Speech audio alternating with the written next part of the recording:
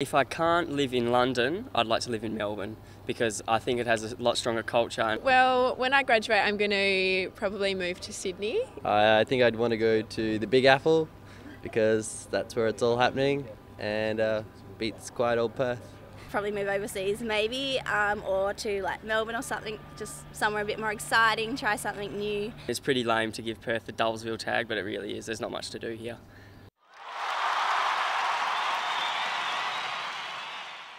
Why are Perth's newly qualified university graduates leaving in droves?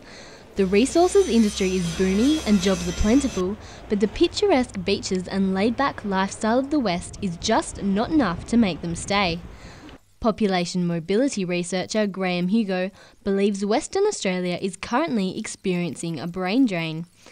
I think Perth has the issue of young people, particularly once they've been through university. There's a tendency for them to move towards places where they can accelerate their careers.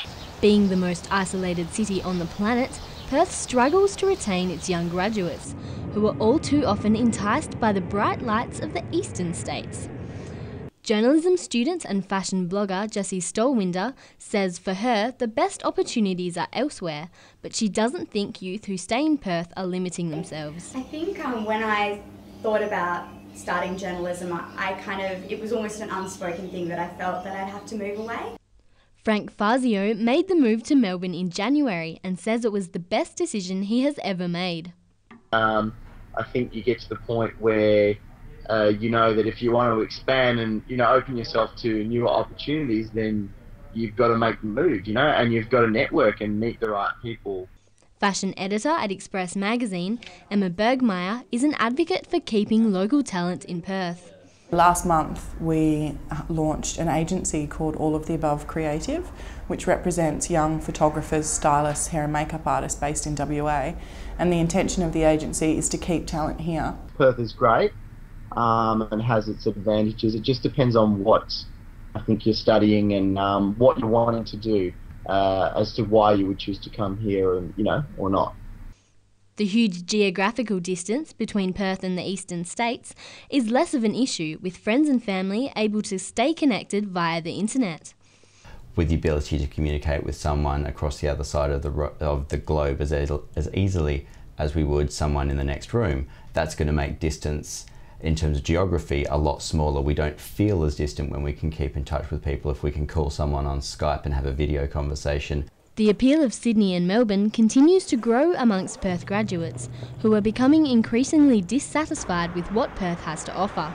A lot of them think that it's boring, that there's not much happening, but a lot can be said there where you can make your own fun as well in Perth. So I think that a lot of people, they sit on either side of the fence. They think, all right, well, I'm going to go and do what I can with this and make my own fun. But a lot of other people really do just sort of sit here and stew and yeah, they're bored really. Professor Hugo says young people now have a greater knowledge about opportunities outside of their home city. All of the things that you need to travel and relocate are relatively straightforward and accessible in a way that they weren't even 10 years ago, because most of that information's online. Professor Hugo says young people now have a greater knowledge about opportunities outside of their home city, looking to new places to further their careers. Say Sydney's somewhere that we would stay for a really long amount of time. I think we'd go there and give it a shot, stay a couple of years, but then I think we would be looking at moving further afield. I think, London, even Paris, something like that would be really cool to try out for a bit. And, I think that there are opportunities everywhere, so I would really like to be able to taste more of the world.